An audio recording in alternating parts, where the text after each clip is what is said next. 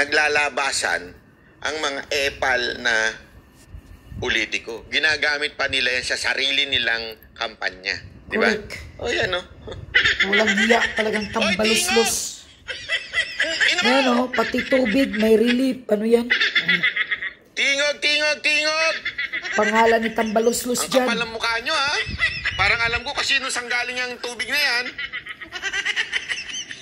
From Speaker Martin Romualdez and Tingog Party List.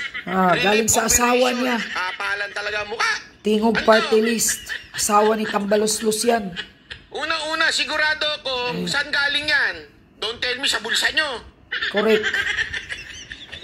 Kala nila pera nila ng animal. Sinong kontraktor na nakatanggap niyan? Alam na yung mga galawan ng ganyan. Sino provider nyo?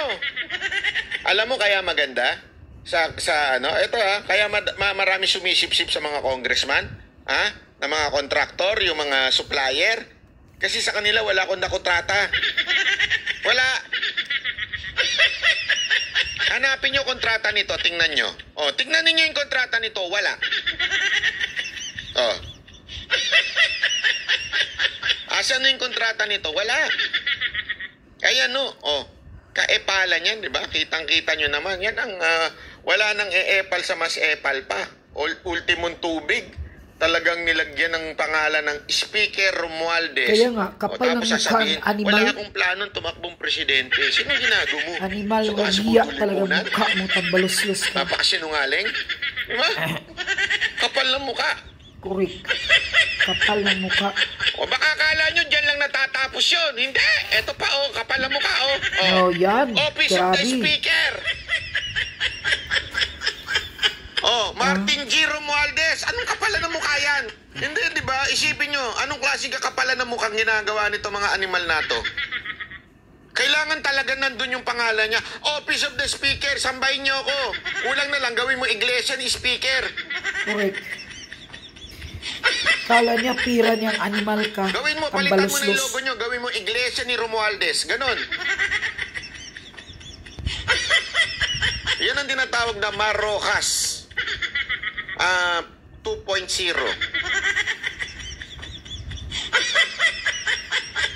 Banat bay, akala ko ba sinasabi mo, di ba? At least tumulong sila. At least nakatulong. Yan ang mga sinasabi ng iba. At least nakatulong. Ikaw ba, Banat bay? May natulong ka ba dyan? Bakit? Politiko ba ako? Public servant ba ako? May pera ba ako? Wala naman akong pera. Kung may pera ako, bigyan mo akong pera. Bibigay ko sa kanila. Natuon naman Kung meron akong pantulong, tinulong ko Wala akong pantulong Konting... Wala na akong pangkain Hindi pa ako kumakain ngayong araw na to, ha? Si Boss Daday, kain ng kain Ay. Tsaka si Mocha Kapal ng mukha mo, Romaldis. Yan tuloy nakita ni PRRD yung post ni Mocha. Nainggit daw si PRRD kaya kumain din siya ng isda. Di ba?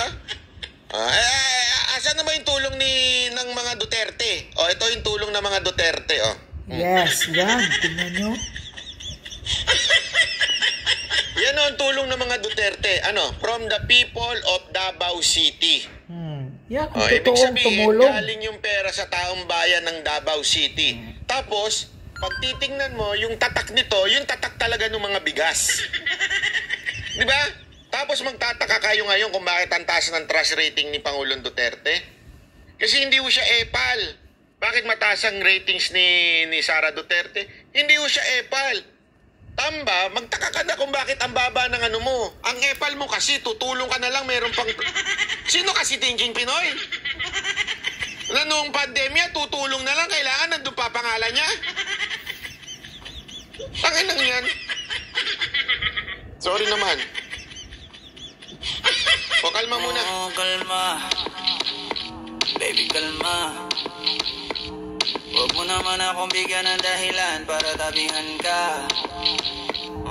Kalma. Yun. Kalma muna tayo. Masyadong pinainit di ba? Yan. Pambihira talaga Kayong mga epal dyan, na mga congressman, mga mayor, ganyan ang tularan ninyo.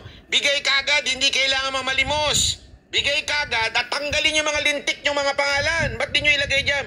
From the people of House. House of Speaker. Ang kakapal ang muka. Pero pagka magpapapirma, ayaw ilagay yung pangalan. Diba?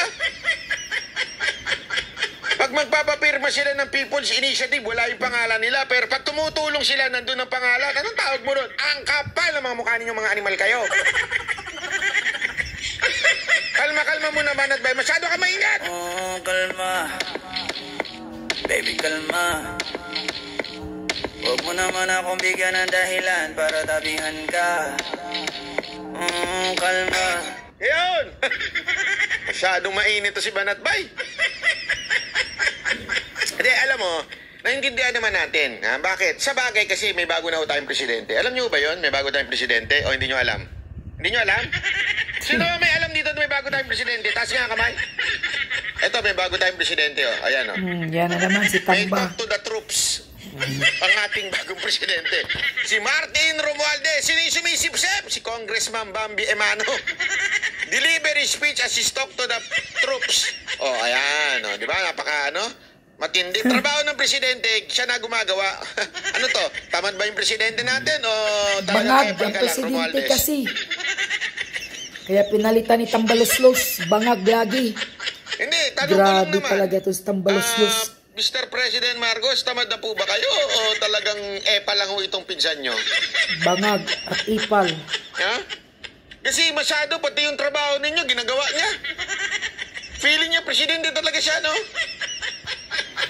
Grabe, may talk to the people pa. Ay nako, pambira ka o tamba.